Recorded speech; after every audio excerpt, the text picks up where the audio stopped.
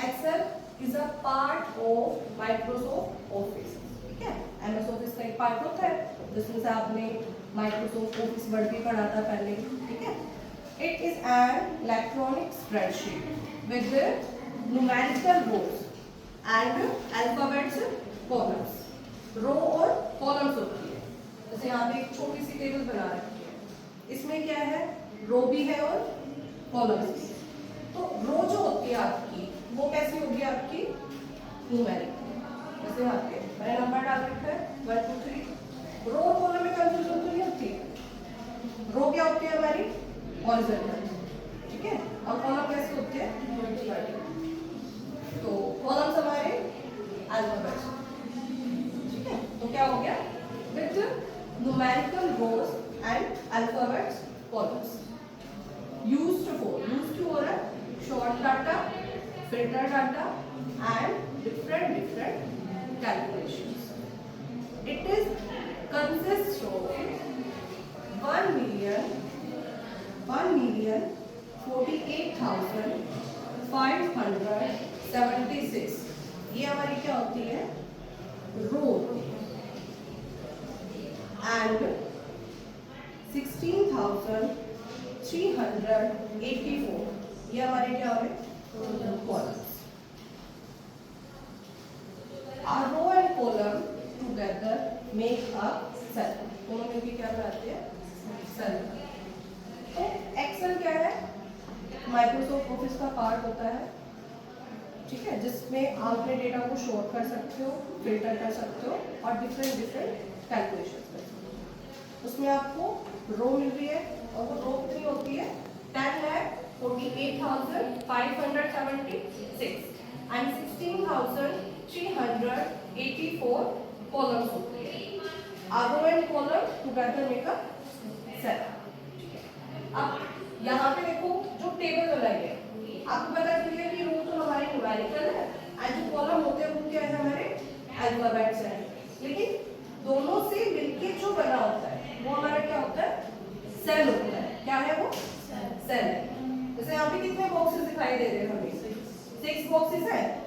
अब इन 6 बॉक्स का सबका एक सेल एड्रेस होता है. जैसे हम अपने घर से आते हैं, सबका एक एड्रेस होता है, वैसे इन बॉक्स का भी एक एड्रेस है, इन सेल का भी एक एड्रेस है.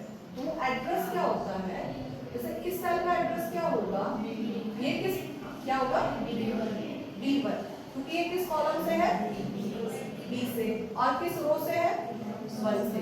उसका एड्रेस क्या हो गया, B1 हो गया. इस सेल का एड्रेस क्या होता है, A3. अच्छा, फर्स्ट सेल का एड्रेस क्या होता है, A1. ठीक है, वो क्लियर है क्योंकि मैंने आपको बोला फर्स्ट सेल. तो फर्स्ट सेल क्या हो गया हमारा, A1. सेल सारे होते हैं, हर सेल का एक एड्रेस होता है. एक होता है मैं किसमें टाइप कर रही हूँ, मैं यहाँ पर क्या है, मेरा कर्सर है. ठीक है, अब ये मेरा क्या हो गया, कर्सर है. अब जब मैं टाइप करूंगी तो उसके अंदर ही टाइप होगा. तो ये हमारा कौन सा सेल हो गया, एक्टिव सेल. यानी सेल सारे होते हैं लेकिन जिसके अंदर आपकी टाइपिंग हो रही है वो आपका एक्टिव सेल.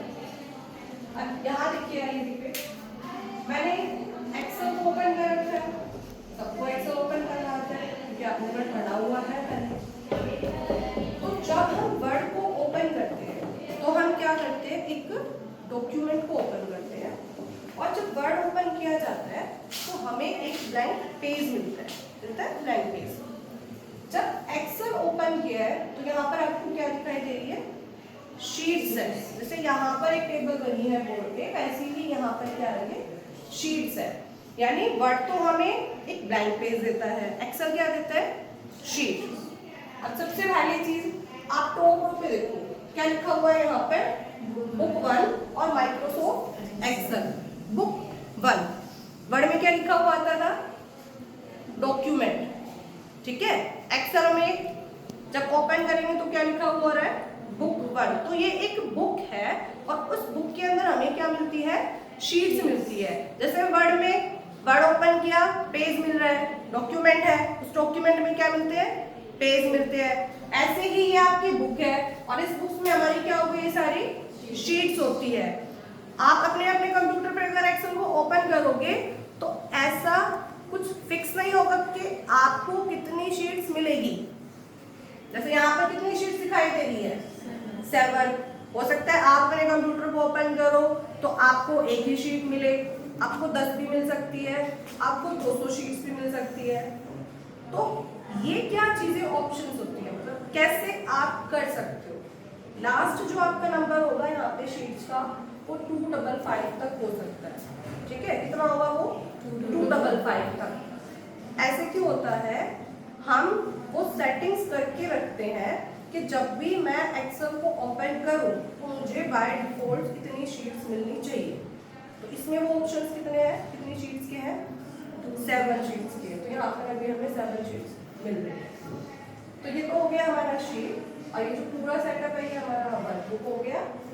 सबसे पहले फर्स्ट जो बटन आपको दिखाई दे रहा है, इस बटन को हम क्या कहते हैं, ऑफिस बटन। ऑफिस बटन में बेसिक्स जैसे आपको वर्ड में ऑप्शंस मिले थे, new, open, save, save as, print, prepare, send, publish and close, ये सारे ऑप्शन दिखाई दे रहे हैं आपको, ठीक है।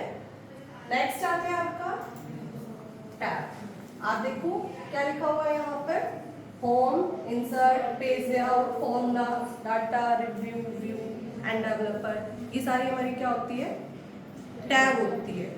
हर टैब में अलग ऑप्शन होते हैं और हर टैब में अपने नाम से पता चल जाती है कुछ हद तक कि वो क्या काम करने वाली है।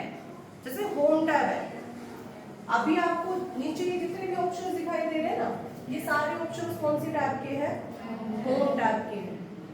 अब होम टैब में 80% ऑप्शन जो आपको मिलते हैं वो मिलते हैं फॉर्मेटिंग में, यानी आपने अपना नाम लिखा, उसको बोल्ड कर रहे हो, इटैलिक कर रहे हो, अंडरलाइन हो गया, बॉर्डर लगा रहे हो, कलर कर रहे हो, है ना, कलर वाला बॉर्डर लगा रहे हो, या एक कंडीशंस के अकॉर्डिंग आप कुछ हाईलाइट करते हो। ऑप्शंस हम धीरे धीरे पढ़ेंगे कि क्या होता है कंडीशंस, उसके अकॉर्डिंग कैसे हाईलाइट किया जाता है। तो होम का मतलब क्या हो गया, आपको 80% वो ऑप्शंस होम टैब में मिलते हैं। नेक्स्ट टैब कौन सी है हमारी, इंसर्ट। इंसर्ट का मतलब क्या होता है, पुट करना। मैं आपसे ये कहूँ कि आपको एक्सेल में एक पिक्चर इंसर्ट करनी है, तो मैंने बोला पिक्चर इंसर्ट करनी है, तो आपको ये नहीं है कि आप बहुत सारे ऑप्शंस में से ढूंढो कि वो पिक्चर वाला ऑप्शन कहाँ मिलेगा। इंसर्ट कर रहे हैं ना, तो वो कहाँ पर मिल सकता है, हमें इंसर्ट टैब में मिल सकता है। मैं आपको बोलूँ आपको कोई शेप इंसर्ट करनी है तो वो कहाँ मिल जाएगा आपका, इंसर्ट टैब में। आपको कोई टेक्स्ट बॉक्स इंसर्ट करना है, कहाँ मिलेगा, आपको कोई टेक्स्ट बॉक्स इंसर्ट करना है, इंसर्ट कर रहे हैं ना, मतलब नाम से पता चल जाता है हमें कि हमारे ऑप्शंस किस टैब में हो सकते हैं। एक सारे टैब में से एक्टिव टैब भी, जैसे होम है, उसके बैकग्राउंड में आपको व्हाइट शेड दिख रहा होगा, इसका मतलब जितने भी ऑप्शंस है वो सारे कौन से टैब के, हमारे होम टैब के। आप इंसर्ट पर क्लिक कर दो तो अब एक्टिव टैब जो है वो कौन सी हो जाती है, हमारी इंसर्ट टैब। ऑप्शन सारे चेंज हो गए हमारे। तो ये है ना, टैब के भी क्या बने होते हैं, ग्रुप्स बने होते हैं, ग्रुप्स। सबसे पहला यहाँ पे क्या लिखा हुआ है, clipboard, font, alignment, number, style, cells और एडिटिंग, ये सारे आपके क्या है, ग्रुप है।